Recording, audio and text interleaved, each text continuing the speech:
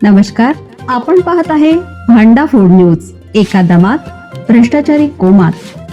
Social media, कर्जबाजारी, गुन्हेगारी, सट्टेबाजी, चोरी, मटका, जुगार, दारू, सावकारशाही, न्यायाच्या प्रतीक्षेत प्रशासन. भांडाफोड न्यूज. एका दमात भ्रष्टाचारी कोमात. पुण्यात धक्कादायक घटना. हात बांधलेले अन मृतदेह झाडाला लटकलेला. लष्कराच्या जवानासोबत नेमकं काय झालं? भारतीय लष्करातील सुभेदार सिद्धेश भोसले यांचा मृतदेह गळफास घेतलेल्या अवस्थेत आढळल्याने पुण्यात खळबळ उडाली आहे. धक्कादायक बाब म्हणजे मृतदेह लटकलेल्या स्थितीत असताना त्याचे हातही बांधलेले होते.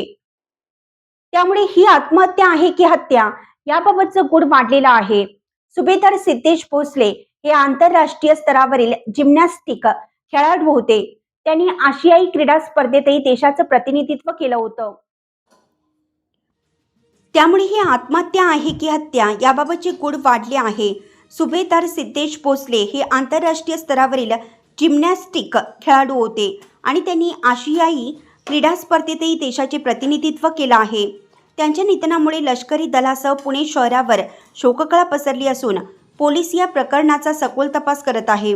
बुधवारी सकाळी पुणे आळंदी रस्त्यावरील मस्के वस्ती कुसमोडे कॉलनी येथील घराबाहेरील एका झाडाला सुभेदार भोसले यांचा मृतदेह लटकलेल्या स्थितीत आढळला. त्यांच्या गळ्याभोवती पाण्याचा पाईप होता आणि त्याच पाईपने त्यांचे हातही बांधलेले होते. या विचित्र परिस्थितीमुळे पोलिसांकडून घातपाताचा संशय व्यक्त केला जात आहे. भोसले रात्री घरातून बाहेर कसे पडले आणि त्यांच्यासोबत नेमकं काय घडलं याचा शोध घेण्यासाठी पोलीस परिसरातील सीसीटीव्ही फुटेजची तपासणी करत आहेत.